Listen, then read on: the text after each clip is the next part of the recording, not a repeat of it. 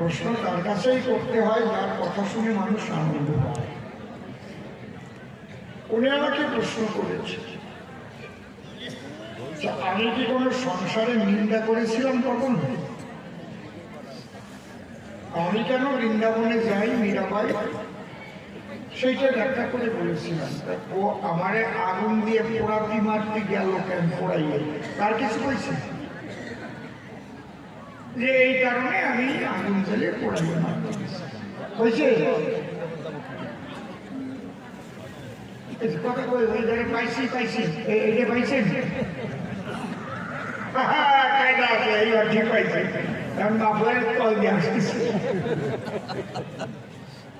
আমি যে বলিয়া গেলাম আমি তো থাকবার জন্যই আলাম, কিন্তু তুমি আমার কৃষ্ণ শুদ্ধ পোড়াই মেরে ফেলবে বলে আগুন জ্বেলে দিবে।